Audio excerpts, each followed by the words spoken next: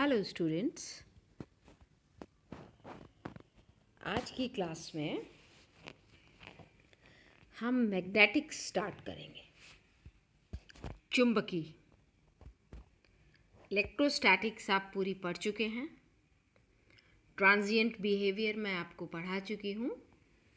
RC circuit, RL circuit, AC circuits, AC resonance, series resonance, parallel resonance, ये सब हम पढ़ चुके हैं। आज हम स्टार्ट करेंगे मैग्नेटिक्स, चुंबकी। होता क्या है चुंबकीय प्रभाव? मैग्नेटिक इफेक्ट क्या होता है? तो आपने ये छोटी क्लासेस में पढ़ा होगा कि जब किसी चालक में, किसी कंडक्टर में धारा प्रवाहित की जाती है तो उसके आसपास या उसके पास में कोई मैग्नेटिक निडल रखी है तो वो डिफ्लेक्ट हो जाती है। आप करके देख लीजिए एक्सपेरिमेंट। कोई कंडक्टर लीजिए और उसमें करंट फ्लो कीजिए और पास में मैग्नेटिक निडल रख दो तो आप देखोगे कि वो क्या हो जाती है, विक्षेपित हो जाती है। मतलब क्या है कि धारा के कारण एक फील्ड उत्पन्न होता है, एक क्षेत्र उत्पन्न होता है और इस इफेक्ट को धारा का चुंबकीय प्रभाव, धारा का मैग्नेटिक इफेक्ट कहते हैं। जैसे क्या होता है, कोई आपका रेफरेंस सिस्टम है, कोई निर्देश तंत्र है, उसमें स्थित स्टेशनरी चार्ज के कारण जो क्षेत्र उत्पन्न होता है उसको विद्युत क्षेत्र कहते हैं। और उसी प्रकार गतिमान आवेश, मूविंग चार्जेस, जैसे कि चालक में विद्युत धारा प्रवाहित होने पर होता है, उसके कारण जो क्षेत्र उत्पन्न होता है उसको हम मैग्नेटिक फील्ड कहते हैं।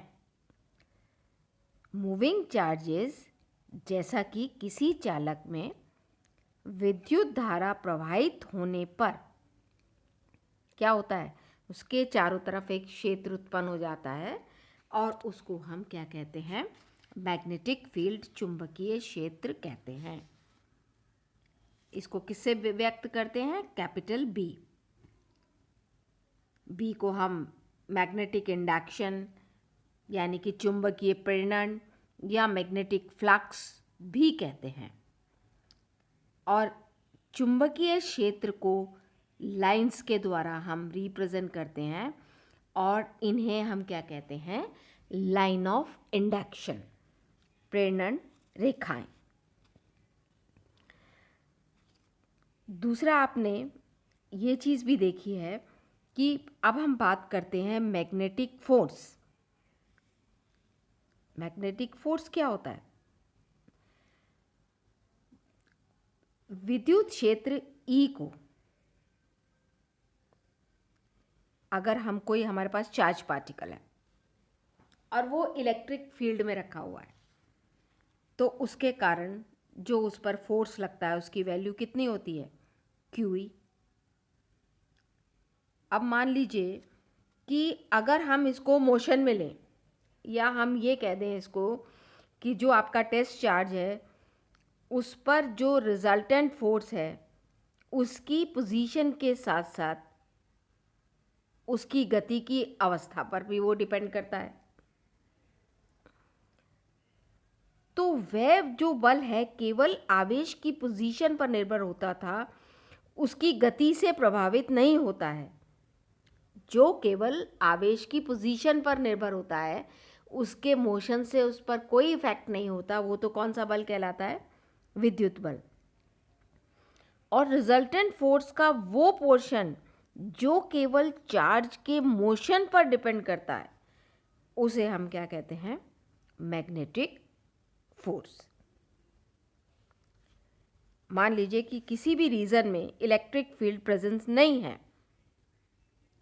और ग्रेविटेशनल फोर्स को भी हम नेग्लेजिबल मान लें और इस फील्ड में किसी स्टेशनरी चार्ज पर कोई बल कार्य नहीं करेगा।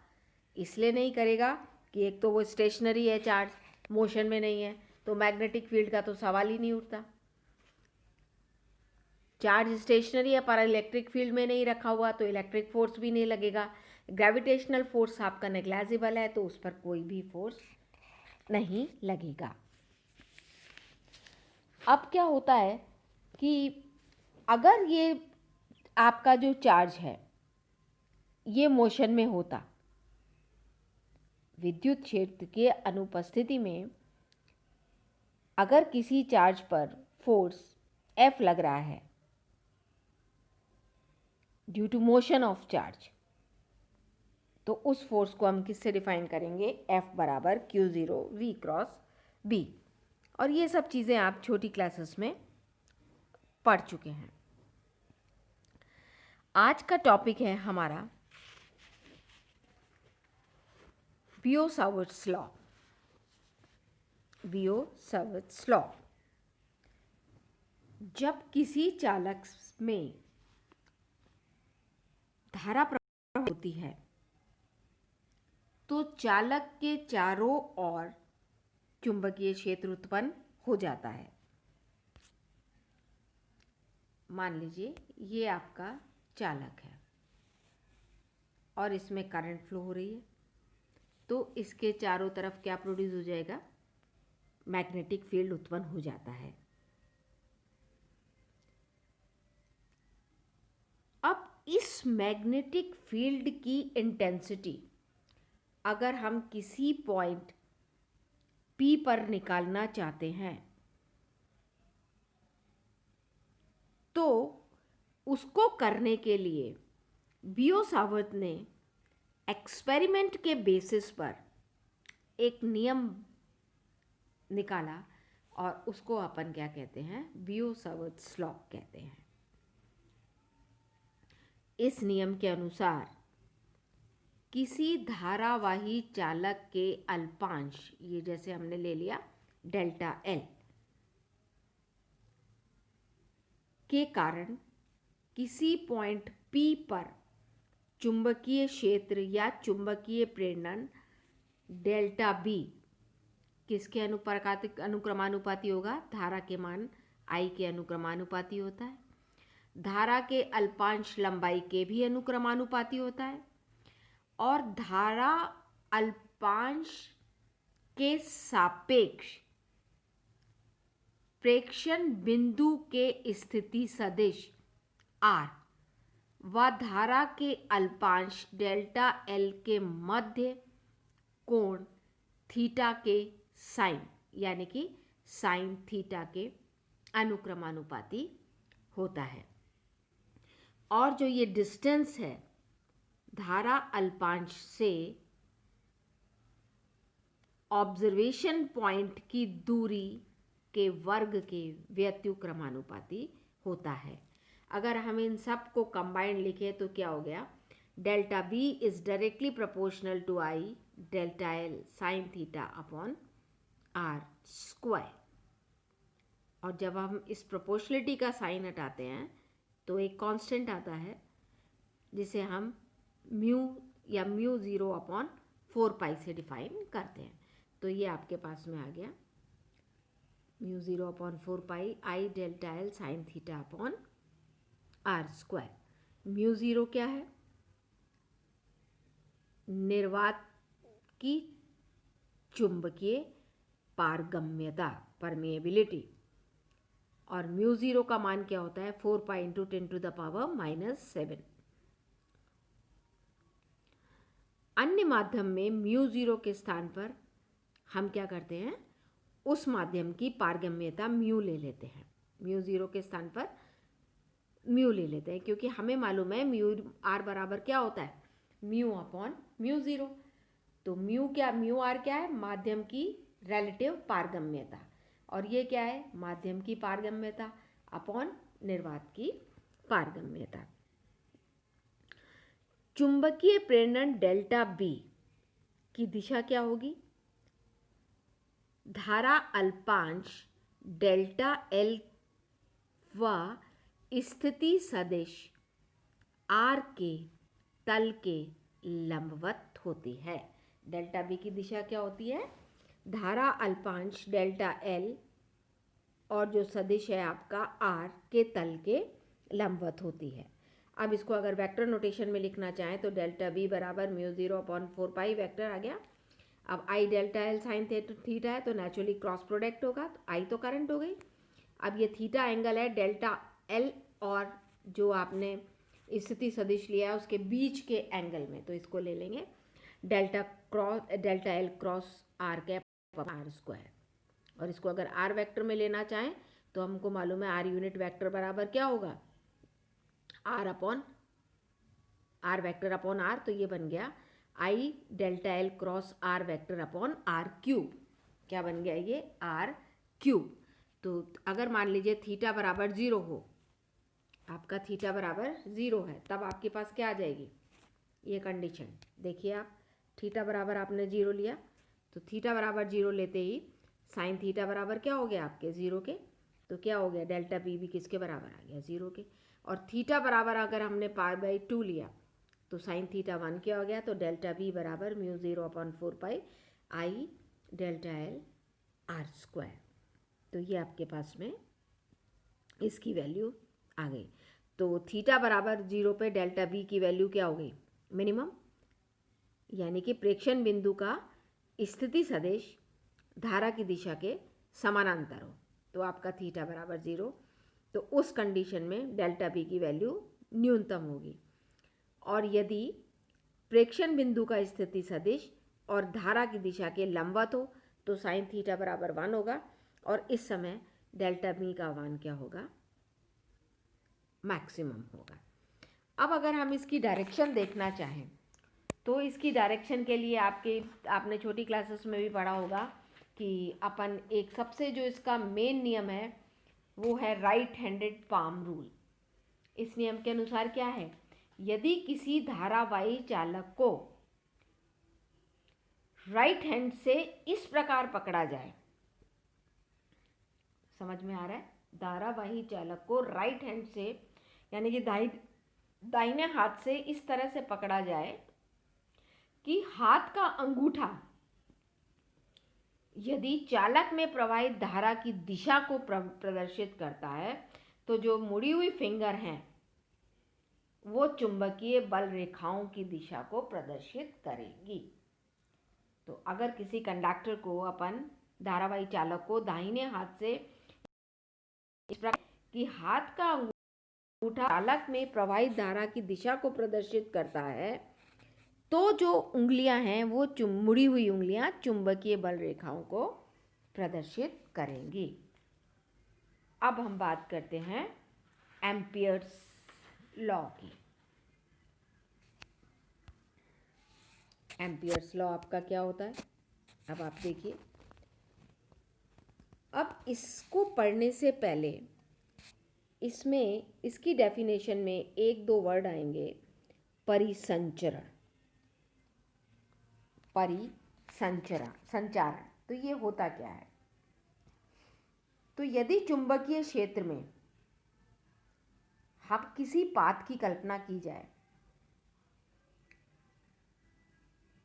और उस पथ पर विस्थापन की दिशा में अल्पांश डेल्टा एल, जैसा आपने देखा ही है, वह अल्पांश की स्थिति पर चुंबकीय क्षेत्र B के अदिश गुणनफलन का समाकलन, रेखा समाकलन, यानी कि B.dl का लाइन इंटीग्रल क्या कहलाता है? परिसंचारण। क्या कहलाता है? परिसंचारण। तो हम आगे देखेंगे। तो line integral of a magnetic field along any closed path in the magnetic field, ध्यान से देखिए, line integral of a magnetic field along any closed path in the magnetic field is equal to the product of mu 0 and the algebraic sum of the electric currents crossing the area enclosed by the closed path. मतलब किसी बंद पथ के अनुदिश चुंबकीय क्षेत्र का रेखा समाकलन। अब चुंबकीय क्षेत्र का रेखा समाकलन को हम क्या बोल सकते हैं? परिसंचारण। अभी मैंने बताया था परिसंचारण बेसिकली क्या है? Line integral of magnetic field. अर्थात परिसंचारण बंद पथ द्वारा परिबद्ध क्षेत्रफल को पार करने वाली विद्युत रेखाओं के बीजगणितीय योग के गुणनफल के बराबर होता है। अब आप इसको समझिए, ये आपका बंद पथ है, ये आपका क्या है? बंद पथ। अब इसमें देखिए करंट की डायरेक्शन I1, I2, ये आपकी I3 और ये आपकी I4। अब हमारे पास क्या कहता है वो? किसी बंद पथ के अनुदिश चुंबकीय क्षेत्र का लाइन इंटीग्रल, ये जिसको हम परिसंचारण भी कहते हैं, बंद। तो चुंबकीय क्षेत्र का लाइन इंटीग्रल बंद पथ द्वारा परिबद्ध क्षेत्रफल को पार करने वाली विद्युत बल रेखाओं के अलजेब्रिक सम के बराबर होता है। म्यू मतलब उसके साथ में म्यू मल्टीप्लाई है, यानी कि म्यू इंटू समेशन आई। अब अगर निर्वात की बात कर रहे हैं तो म्यू की जगह म्यू जीरो आ जाएगा। अब ये आपका क्लोज पथ है। अब इसमें समेशन आई क्या होगा? देखिए I1, I2 दोनों इस डायरेक्शन में। अब I3 देखिए, ये तो अंदर आ रही है और एक बाहर जा रही है, -I3 और I4। I1, I2 और I4 की डायरेक्शन सेम है, पर I3 की डायरेक्शन क्या है? अलग है। अब चूंकि अलजेब्रिक सम है तो इसमें क्या साइन आ जाएगा इसका? माइनस। तो I1 + I2 - I3 + I4। अब C क्या है आपके पास में? बंद पथ C द्वारा परिबद्ध क्षेत्रफल S। यदि किसी बंद पथ पर, यदि किसी क्षेत्र में किसी बंद पथ पर परिबद्ध क्षेत्रफल से कोई धारा नहीं गुजरती तो B.dl का मान क्या आ जाएगा? 0। अगर कोई भी धारा नहीं गुजरेगी तो समेशन I 0 हो जाएगा, तो B.dl का मान क्या आ जाएगा? 0 हो जाएगा। तो एम्पियर के नियम से चुंबकीय क्षेत्र की तीव्रता B का मान हम ज्ञात कर सकते हैं, परंतु इसका उपयोग एम्पियर्स लॉ का तभी करते हैं जब आपकी करंट का डिस्ट्रीब्यूशन यूनिफॉर्म और सिमेट्रिकल हो, एक समान हो या सममित हो। अब अगर इसको H की फॉर्म में लेना चाहें इस लॉ को, तो B बराबर म्यू H होता है, तो H बराबर B/म्यू, और इसमें वैल्यू रख देंगे तो this is H.dl summation I। तो ये क्या बन जाएगा? आपका एम्पियर्स लॉ। अब इसकी डिफरेंशियल और इंटीग्रल फॉर्म भी देख, डिफरेंशियल एंड इंटीग्रल फॉर्म। तो अब आप देखिए, अब ये तो हमने देख ही लिया कि किसके बराबर है? B.dl बराबर म्यू आई के। तो ये क्या है? यदि परिपथ में धारा घनत्व आपके पास J क्या है? Current density per unit area, धारा घनत्व, तो I का वैल्यू क्या आ जाएगा? क्योंकि जो आपका क्षेत्र है वो एरिया से परिबद्ध है, तो हम करंट डेंसिटी की बात करेंगे, तो I बराबर J.ds। क्योंकि करंट डेंसिटी क्या होती है? Current per unit area. तो करंट बराबर क्या हो गया? Surface integral J.s। अब ये क्या है? सरफेस इंटीग्रल है जो कि बंद पथ C द्वारा परिबद्ध किया गया है और जिस पर धारा I के संगत चार्ज का फ्लो हो रहा है। तो इसलिए जो धारा आपकी करंट डेंसिटी है, जो कंडक्शन करंट है, वो केवल फ्री करंट से है। तो B.dl बराबर आपने I की जगह लिख दिया J.ds। B.dl किसके बराबर हो गया? J.ds। तो ये जो आपका इंटीग्रल फॉर्म हो गई एम्पियर्स लॉ की। अगर हम स्टोक्स थ्योरम यहाँ लगाए, जो कि मैं पहले ही बता चुकी हूँ, तो स्टोक थ्योरम से हम इसको लगाएंगे तो लाइन इंटीग्रल किस में कन्वर्ट हो जाएगा? आपका वॉल्यूम इंटीग्रल में, सरफेस इंटीग्रल के अंदर, और कर्ल आ जाएगा आपके पास में। तो ये क्या बन जाएगा, डेल क्रॉस बी, ये बी डॉट डी एल किसके बराबर आ जाएगा, डेल क्रॉस बी। तो ये आपके पास क्या आ गया, curl B is equal to mu J. तो ये आपके पास क्या है, differential form of Ampere's law. तो एम्पियर्स लॉ की इंटीग्रल फॉर्म तो ये हो गई, और डिफरेंशियल फॉर्म क्या हो गई, curl of B is equal to mu J. तो ये है आपके बियोट-सावर्ट्स लॉ और एम्पियर्स लॉ। अब नेक्स्ट टॉपिक नेक्स्ट टर्न पे देखेंगे।